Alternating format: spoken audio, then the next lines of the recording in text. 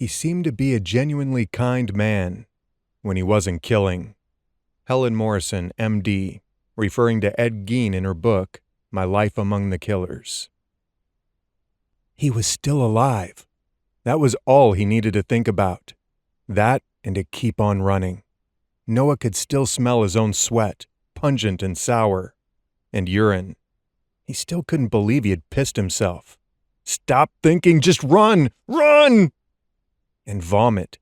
He had thrown up, splattering the front of his shirt. He had the taste in his mouth. His stomach threatened more, but he couldn't afford to slow down. How could he slow down with Ethan's screams echoing inside his head? Stop screaming! Please stop!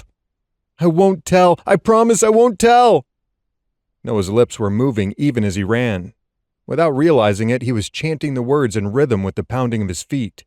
Won't tell, I promise! Pathetic. So very pathetic. How could he just run away and leave his friend? He was such a coward. But that admission didn't slow him down, nor did it make him glimpse over his shoulder. Right this minute, he was too scared to care how pathetic he was. Suddenly his forehead slammed into a branch, a whop and a thump. Noah staggered but stayed on his feet. His vision blurred, his head pulsed with pain.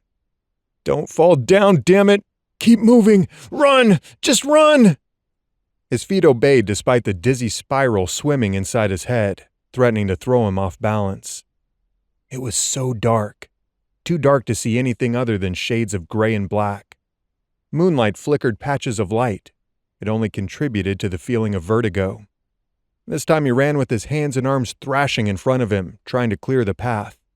He used them as battering rams, making sure he didn't slam into another low-hanging branch. Twigs continued to whip and slash at him.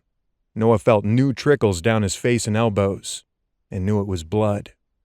It mixed with sweat and stung his eyes. His tongue could taste it on his lips, and his stomach lurched again, because he knew some of the blood was not his own. Oh God, Ethan! I'm so sorry! I'm so sorry! Don't stop. Don't look back. Can't help, Ethan. It's too late. Just run! But still his mind replayed the events in short, choppy fragments. They should never have rolled down the car window. Too much beer. Too cocky. Too frickin' stupid. They'd spent the first weekend of spring break partying before they went home. They hadn't been on the road long and Ethan had to take a piss. Now, Ethan was dead. If he wasn't dead, he'd soon be wishing he was. Noah's lungs burned. His legs ached. He had no clue what direction he was running. Nothing mattered except to run away as far and as fast as he could. But the woods were thick with knee-high brush.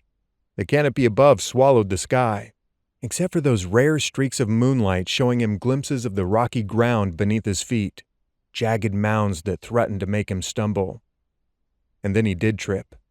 Can't fall! Can't fall! Please don't let me fall! He tried to catch himself, arms flailing like an out-of-control windmill. He went down hard. His knees thudded against a rock. Elbows were next, skin scraping. Pain shot through his limbs, and still, his mind was screaming at him to get up. But his legs wouldn't obey this time. And suddenly he heard a snap and rustle, soft and subtle. No, it wasn't possible. It was just his imagination. Now footsteps. Someone coming behind him. The crunch of leaves. More twigs and branches snapped and crackled.